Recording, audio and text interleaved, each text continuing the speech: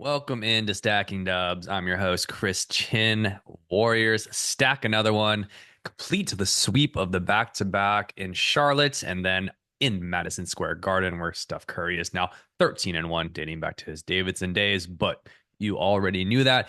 And Steph gave us the show that we expected, that we wanted, that we knew was going to happen. It took him till the second half to really open it up, like he has done a lot of times this season, but it came, shots fell, rest of the Warriors shots started falling. The defense held them together the entire game once the Knicks stopped making these little mid-range kind of elbow jumpers. And the Warriors hold on to win an exciting, hard-fought game. First real test, and I'll use that lightly, but just because it's on the road, the environment, the stakes, kind of on a back to back. And yes, it's the Knicks, but there was no Karl Anthony Towns, who is a huge mismatch and a big problem for the Warriors. These stretch centers we've seen in the past, your Anthony Davises, who isn't really a stretch, but just guys that can hurt you inside out with their size as a shooter, just really kind of spread that defense thin, has hurt the Warriors. Think Nas Reed, but Karl Anthony Towns essentially. But yeah, that's passed the test against a team with very good defenders. Wing defenders have tended to give the Warriors a lot of trouble, especially on Steph. You put the length of your Anunobis, your Michael Bridges, even your Josh Harts on him, and Brunson. Not the best defender, but he's athletic, he's quick, he can kind of get after it as well. And then you also have a rim protector, which without Karl Anthony Towns, Mitchell Robinson got a ton of run, which has been the Warriors' bugaboo as rim protection. And you saw it in the first half. Warriors just really struggled to get anything at the hoop. Robinson was affecting everything. We already know the Warriors might be the worst layup team I've seen in the past decade. Just not enough length, athleticism to finish at the rim. Everything's rushed, everything's hurried. I don't know what happens to the Warriors when they get 5 feet in, but and including Steph, including Jimmy Butler, just not quite finishing. Makes the need for Jonathan Kuminga that much more evident because, having seen enough here, Jonathan Kuminga is the best finisher at the hoop on this team, so we would really like to see him back. But all that said, the Warriors find a way to score enough points. They drop, I think, 112, so that they're still scoring. Once the shot started falling, they still didn't shoot great from the outside. But what did it for the Warriors is their off-ball movement, off-ball cutting. They did not stop attacking the hoop in the second half, despite all the issues they were having in that first half. Knicks a lot of defensive lapses, but that's what the Warriors will do to you. That's what the Warriors movement is designed to do. It takes advantage of defensive lapses. Steph Curry has made a living and then some off of defensive lapses. It's the teams that have more discipline and a rim protector where you see the Warriors really struggle and never really get out of the slump. But the Warriors looked like a half of, hey, this is the same old Warriors that just can't score a bucket.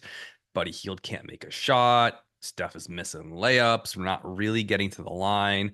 Jimmy Butler's not shooting enough. He can't hit a shot either, except for at the hoop.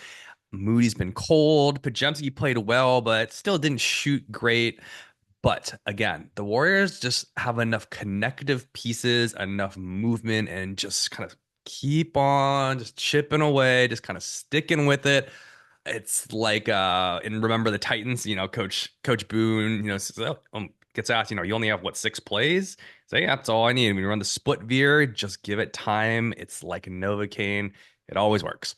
And that's just the worst motion offense. It doesn't always work, but you kind of just force teams to stay disciplined, attached to Steph Curry. And over the course of 4 quarters, when they start getting tired legs, chasing him around, chasing everyone else around, bumping with Jimmy Butler, bumping with Draymond Green, that towards the end of that third quarter, defenses start wearing down. Fourth quarter, they start making mistakes. And all of a sudden, you see Buddy Hield spring open, finally knocks down a couple of threes. Steph gets some space, gets up a lot of open-ish threes, but open enough for him to knock them down. And just a ton of back cuts and a ton of fouls at the hoop where, I would make the Warriors try to finish, but credit Jimmy Butler, credit a few of the other guys, just got to getting inside, throwing the body around, finding ways to get to the line.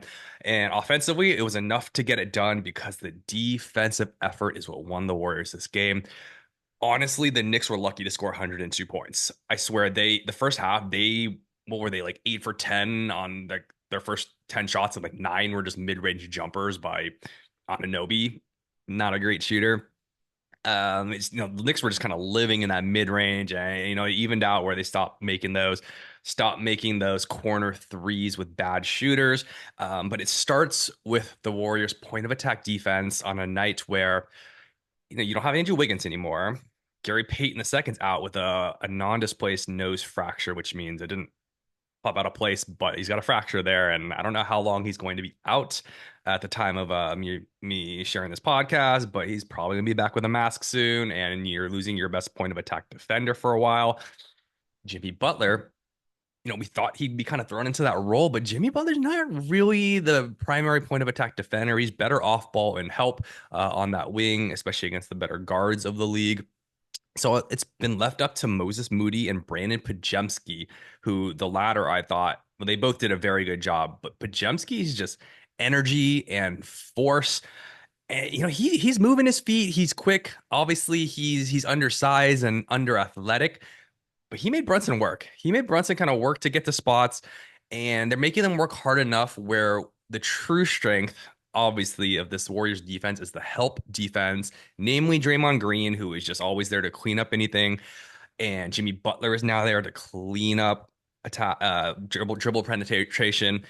And then what used to be the biggest problem, we haven't had to talk about it too much this year, but last year it was all we said was over helping on defense. You don't see as much over helping unless it's a guy that you don't mind, shooting, your Josh Harts and your Precious Achuwas of the league. Much better staying home by the guards. And that includes, Pods, Moody, Steph, whoever's kind of being that point of attack defender, is trailing the play after a screen. Help comes. They're not giving up on the play. They're going and rotating to the shooters and the corners. And that's been the difference between basically the Warriors of the last couple years defensively and this year. Not as many open threes, and quite frankly, we're just not getting the threes just aren't falling as much against us as they were last year from all sorts of no-name sources. So the odds sort of play out in effect as well. But I just want to shout out Pods, want to shout out Moody because they've really stepped up with the absence of Wiggins. I assume when Kuminga comes back, depending how that ankle is, they're going to put him on ball a lot, especially against your wings and more athletic forwards in the league. Kuminga is better on ball than he is off ball, so I can see him being in that role, and we'll just kind of see how much that ankle can really hold up. But I expect Kuminga to add a bit to that point of attack defense.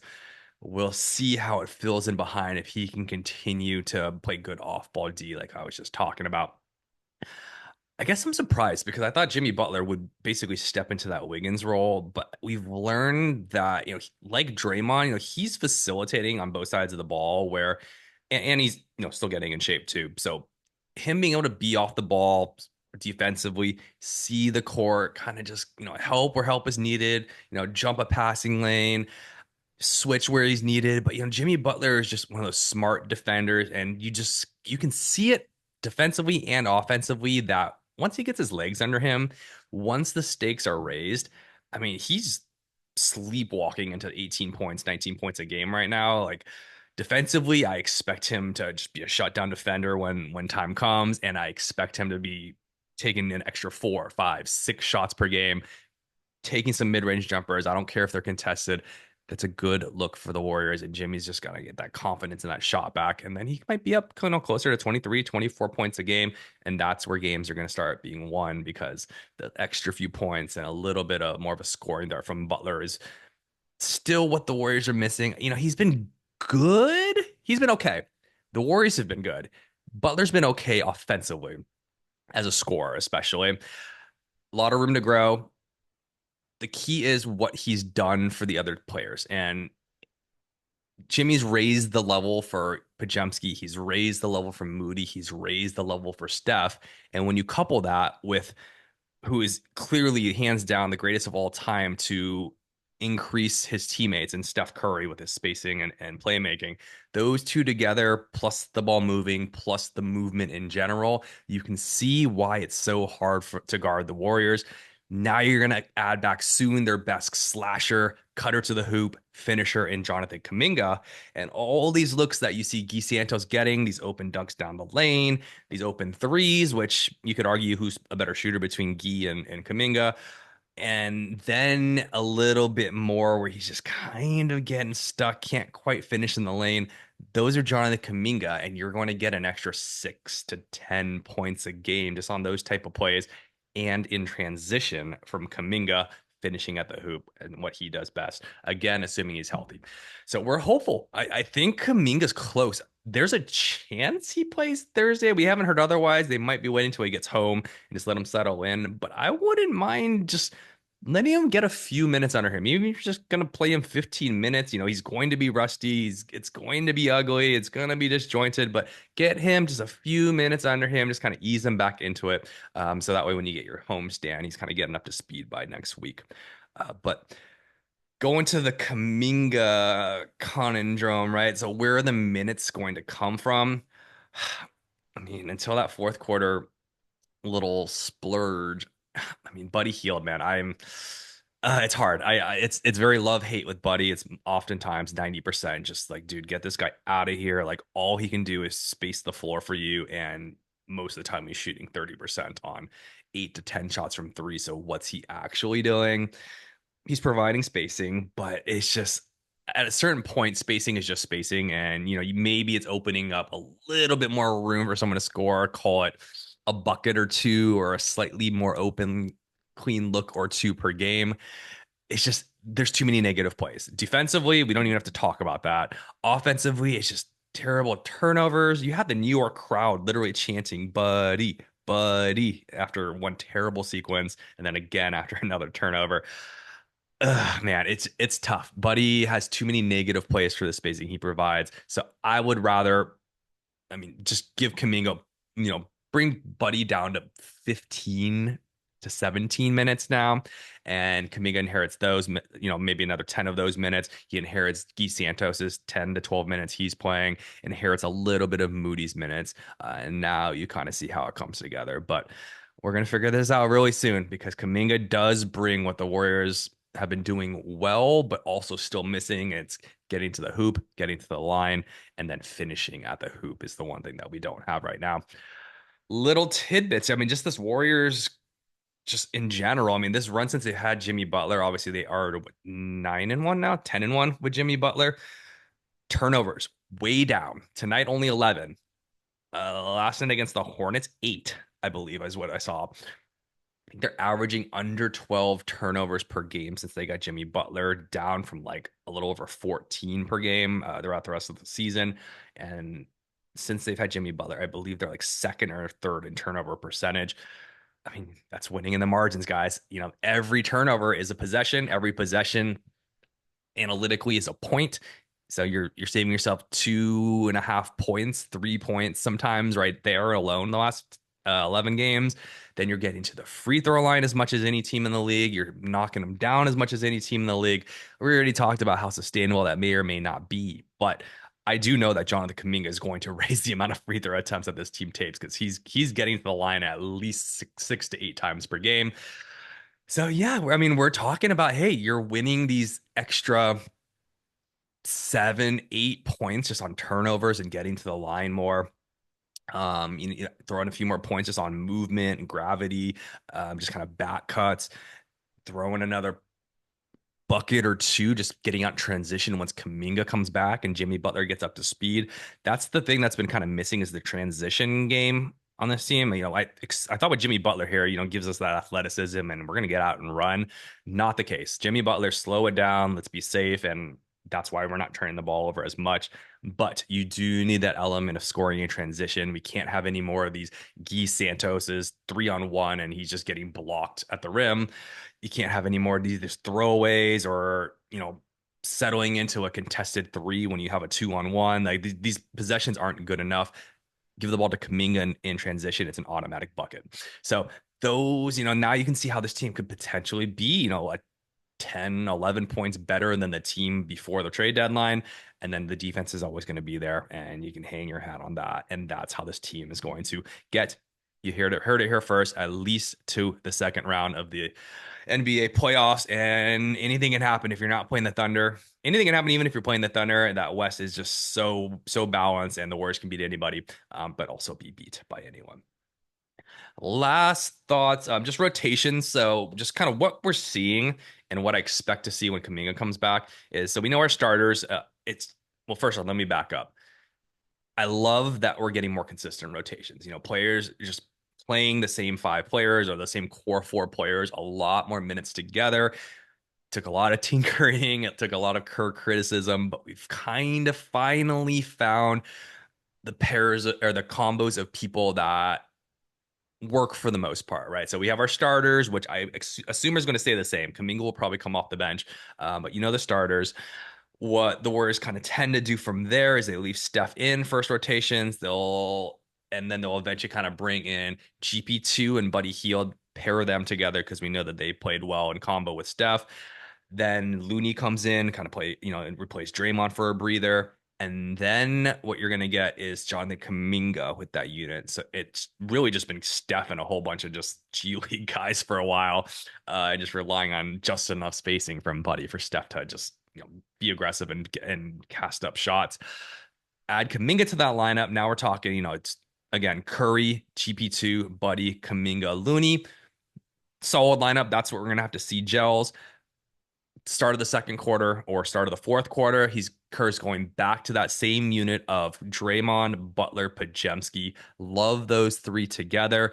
Moody typically with them, but those three have been just the core. And then they're putting Quentin Post in with them just to give him that stretch five look. And Post has been great with that lineup. And I think he didn't have a great game tonight, but you can see the improvements on defense. He's moving his feet. He's contesting, fouling a lot less. Not perfect, but fouling a lot less. And that guy is just wet. Whether it's the corner or the top, that guy can catch. It's up quick. He can shoot. I mean, he's kind of giving you that Klay Thompson look. Just the quick catch and release, just spacing the floor as a center, and then just giving you just that size on defense. And paired with Draymond at the defensive end to kind of cover up some of the deficiencies, it's been a great unit. And then from there, you get Steph Curry kind of coming in, and then it kind of layers in from there where Steph plays with the backups again, and then it all comes together, and you finish with your small ball five once again. And that's going to be the recipe. So we'll see how it layers in. We'll see, where the minutes kind of play out when Kuminga gets there. But nice to see some consistency. And at this point in the year, you're going to have your two or three just kind of main lineups, and you're going to have to ride them till the wheels fall off or get you to the promised land. All right. Good job, guys. Let's take care of the last one on this road trip I think we're 3-1 on this trip. Brooklyn, which last game of the road trip, always a tough one. You got home in sight. The Warriors have been on the road for 11 of their last 13 games. Well, I guess they were home for the All-Star break, but they're dying to get home. Let's not look ahead. Let's take care of business in Brooklyn and then come home, and we should be at full health, hopefully, at that point. Guys, it's been fun. If you haven't, subscribe, follow this channel. Let's get it off and running, get some momentum here. I'm trying to get to 150 subscribers at least on YouTube.